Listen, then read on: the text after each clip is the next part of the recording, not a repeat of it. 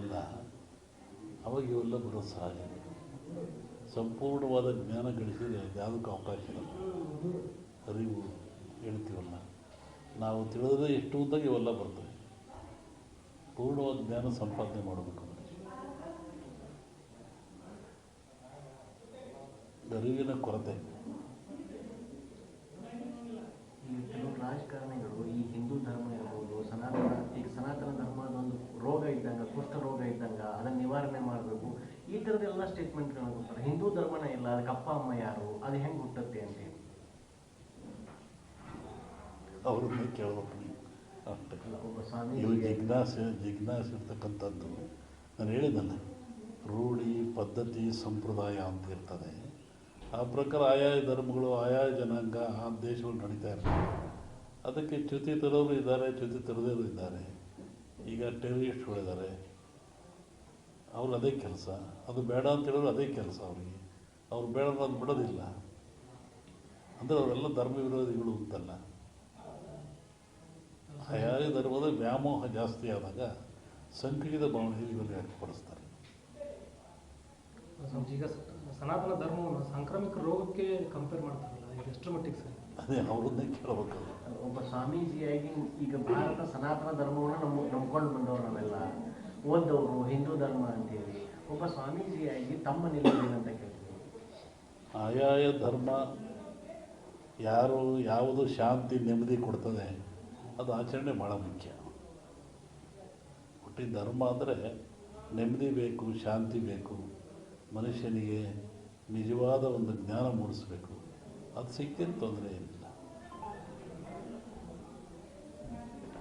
ರಾಷ್ಟ್ರ ರಾಜಕಾರಣದಲ್ಲಿ ಕೆಲವೇ ತಿಂಗಳಲ್ಲಿ ಚುನಾವಣೆ ಬದಲಾವಣೆ ಆಗ್ಬೋದು. ಹೇಳಿದ ಅಲ್ಲೋಲು ಕಲ್ಲೋಲು ಆಗ್ತದೆ, ರಾಜಕೀಯ ಅಸ್ಥಿರ ಆಗ್ತದೆ. ಈ ಲೋಕಸಭಾ ಚುನಾವಣೆ ವೇಳೆನೇ ಆಗ್ತದೆ ಸ್ವಾಮೀಜಿ. ಈ ಸದ್ಯದ ಪರಿಸ್ಥಿತಿ ಮುಂದುವರಿಯೋದಲ್ಲ ಹಾಗಾದರೆ ಮುಂದಿನ ಲೋಕಸಭಾ ಚುನಾವಣೆ ನಂತರ? ನೋಡ್ತೀವಿ, ಹೇಳಿದ ಸತಿ ಹೇಳ್ತೀವಿ. ಅದ್ರ ಬಗ್ಗೆ ಇನ್ನೂ ಕಾಲ ಅವಕಾಶ ಇದೆ. ಡಿಸೆಂಬರ್ ವೇಳೆಗೆ ಚುನಾವಣೆ ಬರ್ತದೆ. ನಾವು ವಾಪಸ್ಸು ಊರಿಗೆ ಹೋಗ್ಬೇಕು. ಚುನಾವಣೆ ಪೂರ್ವದಲ್ಲಿ ಅಸ್ಥಿರತೆ ಯಾವ್ದಾರು ಹೇಳಿ ಅಪಾಯದ ಹೊಂದ್ಕೊಳ್ಳೋಕೆ ಇಷ್ಟಪಡಲ್ಲ ನಾನು. ಒಳ್ಳೇದಾಗಲಿಲ್ಲ. ಈಗ ರಾಜ್ಯದಲ್ಲಿ ಅಸ್ಥಿರತೆ ಉಂಟಾಗ್ತಾ ಇದೆ ಅಂತ ಮುನ್ಸೂಚನೆ ಕಾಣ್ತಿದೆ. ಅವರವ್ರ ಸರ್ಕಾರದ ವಿರುದ್ಧ ಅವರವರೇ ಲೆಟರ್ ಬರೆಯೋದು, ಕಮಿಷನ್ ಜಾಸ್ತಿ. ಸಹಜವಾಗಿರೋದಲ್ರಿ, ಮನುಷ್ಯನಿಗೆ ಸಹಜವಾಗಿರೋದೇ ಅವನ್ನೇ. ಯಾರನ್ನೂ ತೃಪ್ತಿಪಡಿಸೋಕ್ಕಾಗಲ್ಲ. ಅವಾಗ ಆಸನೆಗಳು ಮೂಡ್ತವೆ. ಅಪ್ಪನ ವಾಪಸ್ ನಾವು ಊರಿಗೆ ಹೋಗ್ಬೇಕಂದ್ರಲ್ಲ, ಯಾವ ಅರ್ಥದೊಳಗೆ? ನೀವೇನೋ ಹೇಳಿ, ನಾವೇನೋ ಹೇಳಿ. ಅಲ್ಲ, ಈ ಹಿಂದೆ ಆ ಥರದ ಥ್ರೆಟ್ಗಳು ಬಂದಿದ್ವು. ಬರಲ್ಲ ಮಾಡ್ಕೊಳಲ್ಲ ಅಷ್ಟೇ. ನೀವೇ ಹೋಗೋತ್ತಿಗೆ ಅಂತ ಸ್ಟಾರ್ಟ್ ಆಗ್ತಾರೆ ಏನಾದ್ರು ಹೇಳಿ. ಅದಕ್ಕೆ ಅವಕಾಶನೇ ಕೊಟ್ಟಿರಬಾರ್ದು ಅಷ್ಟೇ. ಆ ಥರ ಸಂದರ್ಭಗಳೇನಾದರೂ ಏನಿಲ್ಲ, ಆಗೋದು ಬೇಡ ಅಷ್ಟೇ. ನೀವು ಸ್ವಲ್ಪ ಆ ಥರ ಹೇಳಿಕೆ ಕೊಟ್ಟರು ಚಲೋ. ಇಲ್ಲ, ಆ ಥರ ಹೇಳಿ ನಿಮ್ಮ ಭವಿಷ್ಯವನ್ನು ಎಲ್ಲರೂ ನೋಡ್ತಿರ್ತಾರೆ, ಕಾಯ್ತಿರ್ತಾರೆ, ಏನು ಹೇಳ್ತಿರ್ತಾರೆ ಅಂತೇಳಿ. ನೀವು ಮುಂದೆ ಹೇಳಿದ ನಂತರ ನಮಗೆ ಸಮಸ್ಯೆ. ಸಿದ್ಧಾಂತವೇ ಅದು, ಕಂಪ್ಲೀಟ್ ಸಿದ್ಧಾಂತನೇ ಅದು. ಅವ್ರು ಹೇಳುತ್ತಲೇ ಇರ್ತಾರೆ, ನಾವು ಊಟ ಮಾಡುತ್ತಲೇ ಇರಬೇಕು ಅಷ್ಟೇ. ಅದಕ್ಕೆ ಸಂಬಂಧ ಇಲ್ಲ ಅಷ್ಟೇ. ಧರ್ಮದ ವ್ಯಾಖ್ಯಾನವೇ ಬೇರೆ ಇದೆ. ಅವ್ರಿಗೆ ಅವ್ರು ಹೇಳಿದ್ರು, ಹಿಂದೂ ಧರ್ಮ ಯಾರು ಹುಟ್ಟಿಸಿದ್ರು ಅಂತ.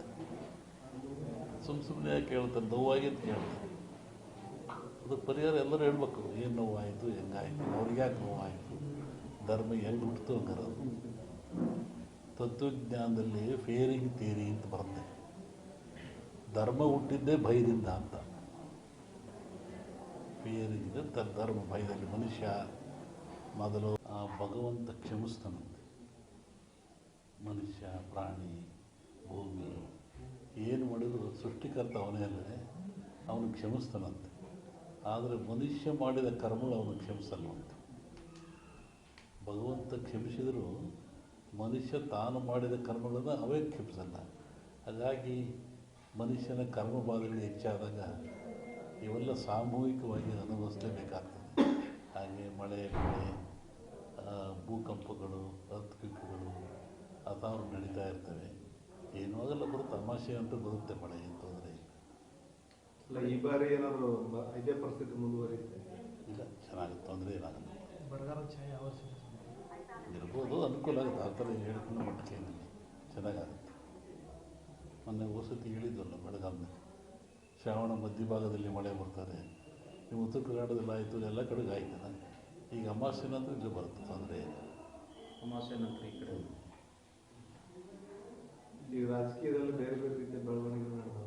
ಮೈತ್ರಿಗಳು ಯಾವ್ಯಾವ ಪಕ್ಷಗಳು ಲೋಕಸಭಾ ಚುನಾವಣೆ ಹಿಂದೆ ಲೋಕಸಭಾ ಚುನಾವಣೆ ಪೂರ್ವದಲ್ಲಿ ಇದ್ರ ಬಗ್ಗೆ ಅದು ಬಂದಾಗ ಹೇಳೋದು, ಈಗ ಹೇಳೋದು ಅವಶ್ಯಕತೆ ಇಲ್ಲ. ಇನ್ನೇನು ಬಂದೇ ಬಿಡುತ್ತಾ? ಹೇಳೋದು ಇನ್ನೊಂದ್ಸತಿ ಗೊತ್ತಿಲ್ಲ ಅವಾಗ. ಅಲ್ಲ, ಇದೇ ಪರಿಸ್ಥಿತಿ ಕಂಟಿನ್ಯೂ ಆಗುತ್ತೋ ಲೋಕಸಭೆಯಲ್ಲಿ ಏನಾದರೂ ಬದಲಾವಣೆ ಕಾಣಬಹುದು? ಹೇಳ್ತೀನಿ ಆ ಕಾಲಕ್ಕೆ. ಈಗ ಬಿಜೆಪಿ ಅವರು JDS ಅವರು ಹೊಂದಾಣಿಕೆಯನ್ನು ಮಾಡ್ತಾರೆ. ಅದು ನಮಗೇನು ಸಂಬಂಧ ಇಲ್ಲ. ಅದ್ರ ಬಗ್ಗೆ ನಮಗೇನು ವಿಚಾರ ಅಂತ ಹೇಳಲೂಬಾರ್ದು. ದೇಶದ ಭವಿಷ್ಯ ಏನಾಗುತ್ತೆ? ದೇಶ ಹಿಂಗೆ ಹೋಗ್ತದೆ, ಹಿಂಗೆ ಹೋಗ್ತದೆ. ಸದ್ಯಕ್ಕೇನು ತೊಂದರೆ ಇಲ್ಲ. ಅನೇಕ ಆಪತ್ತುಗಳಿದ್ದಾವೆ. ಅದೇ ಬಂದೇ ಹೇಳಿದ ಭೂಕಂಪಗಳಾಗ್ತವೆ. ಮೊನ್ನೆ ಫಾರಿನ್ನ ಕಡೆ ಮಳೆ ಜಾಸ್ತಿ ಆಗ್ತದೆ. ಇನ್ನೂ ಉತ್ತರದಲ್ಲಿ ಮಳೆ ಅಂತ ಹೇಳಿದ್ರೆ ಹಾಗಾಗ್ತದೆ. ದೊಡ್ಡ ದೊಡ್ಡ ನಗರಗಳಿಗೆ ಆಪತ್ತಿದೆ, ತೊಂದರೆಗಳಿದ್ದಾವೆ. ಭೂಕಂಪಗಳಾಗಂಥದ್ದು, ಹಾಹಾಕಾರಗಳಾಗ್ತದೆ. ರಾಜಕೀಯದ ಅಸ್ಥಿರತೆ ಉಂಟಾಗ್ತದೆ. ಅವಾಗಿರೋದೇ ಪ್ರಾಕೃತಿಕವಾಗಿ ದೋಷಗಳಿರ್ತದೆ. ರಾಜಕೀಯ ಅಸ್ಥಿರತೆ ಅಂದ್ರೆ ಅದನ್ನು ಸ್ವಲ್ಪ ಬಿಡಿಸಿ ಹೇಳಿದ್ರೆ ಹೆಂಗಿರುತ್ತೆ? ನೀವೇ ನೋಡುವಂತೆ ನಿಮಗೆ ಗೊತ್ತಾಗುತ್ತೆ. ಯಾವ ರೀತಿ ರಾಷ್ಟ್ರ ರಾಜಕೀಯದಲ್ಲಿ ಅಸ್ಥಿರತೆ ಉಂಟಾಗ್ತದೆ? ಎರಡರಲ್ಲೂ ಇದೆ. ರಾಷ್ಟ್ರ ರಾಜ್ಯ ಎರಡರಲ್ಲೂ ಅಸ್ಥಿರತೆ ಕಾಣುತ್ತೆ. ಎಲ್ಲ ಕಡೆ ಈ ಧರ್ಮದ ವಿಚಾರ ಸಾಕಷ್ಟು ಚರ್ಚೆಗೆ ಆಗ್ತಿದೆ. ಆದರೆ ಸನಾತನ ಧರ್ಮ ವಿಚಾರವಾಗಿ ಚರ್ಚೆ ಆಗ್ತದೆ. ಅವರವ್ರ ಧರ್ಮ ಅವ್ರಿಗೆ ದೊಡ್ಡದು. ಇದು ಭಾರತದಲ್ಲಿ ಸೆಕ್ಯುಲರಿಸಮ್, ಜಾತ್ಯತೀತವಾದ ಇದೆ. ಮತ್ತು ಅವರು ಧರ್ಮಕ್ಕೆ ನೋವಾದಾಗ ಅವರು ವ್ಯಕ್ತಪಡಿಸೋದು ಸಹಜ, ಅದು ತಪ್ಪೇನಲ್ಲ. ಅದರ ಬಗ್ಗೆ ನಾವು ಯಾವುದೇ ಪರ ವಿರೋಧ ಹೇಳುವಂಥದ್ದೇನು ವಿಚಾರ ಅಲ್ಲ. ಒಂದು ಸಲವನ್ನು ಎಲ್ಲ ದೇಶಕ್ಕೂ, ಎಲ್ಲ ಮನೆತನಕ್ಕೂ, ಎಲ್ಲ ಜನಕ್ಕೂ ತನ್ನದೇ ಆದ ಧರ್ಮ, ನೀತಿ, ಪರಂಪರೆ ರೂಢಿ ಇರ್ತಾರೆ. ಅದನ್ನು ನೋವಾದಾಗ ಎಲ್ಲರಿಗೂ ನೋವಾಗ್ತದೆ. ಹಾಗೆ ರಾಷ್ಟ್ರಕ್ಕೂ ಒಂದು ಧರ್ಮ, ನೀತಿ ಇದೆ. ಮತ್ತು ಎಲ್ಲ ಜನಾಂಗಕ್ಕೂ ಇದ್ದಾವೆ.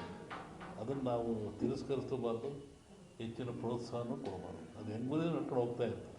ಅಲ್ಲ, ಅದು ಧರ್ಮದ ಧರ್ಮದ ವಿಚಾರ ವಿಚಾರವನ್ನ ರಾಜಕೀಕರಣ ಆಗ್ತಾ ಇದೆಯಲ್ಲ. ಧರ್ಮದಲ್ಲಿ ರಾಜಕೀಯ ಇರಬಾರ್ದು, ಅದು ಅಪಾಯ ಆಗ್ತದೆ. ಪ್ರಜಾಪ್ರಭುತ್ವಕ್ಕೆ ರಾಜಕೀಯಕ್ಕೆ ಅಪಾಯವಾಗ್ತದೆ. ರಾಜಕೀಯ ಬೆರೆಸಬಾರ್ದು. ಇಲ್ಲಪ್ಪ, ಈಗ ಧರ್ಮದ ಮೇಲೆ ಓಟ್ ಕೇಳಿ ಅಧಿಕಾರಕ್ಕೆ ಬಂದಂಥ ಪರಿಸ್ಥಿತಿ ಸೃಷ್ಟಿಯಾಗ್ಯದ ದೇಶದೊಳಗೆ. ಧರ್ಮಾಧಾರಿತ ರಾಜಕಾರಣನೂ ನಡೆದ. ಅದು ಅವರಿಗೆ ಸಂಬಂಧಪಟ್ಟದ್ದು. ಅಲ್ಲ, ನೀವು ಹೇಳಿದ್ರಲ್ಲಪ್ಪ ಈಗ ಧರ್ಮ ರಾಜಕೀಯ ಬೆರಿಬಾರ್ದು ಅಂತ ಹೇಳಿದ್ರಲ್ಲ. ಆದ್ರೆ ನಾವು ಒಂದು ಜನರ ನಡುವಲ್ಲ ದ್ವೇಷ ಬಿತ್ತಿ ಓಟ್ ಬೆಳ್ಕೊಳ್ಳುವಂಥ ಪರಿಸ್ಥಿತಿ ನಿರ್ಮಾಣ ಆಗ್ಯದ. ಏನಿಲ್ಲ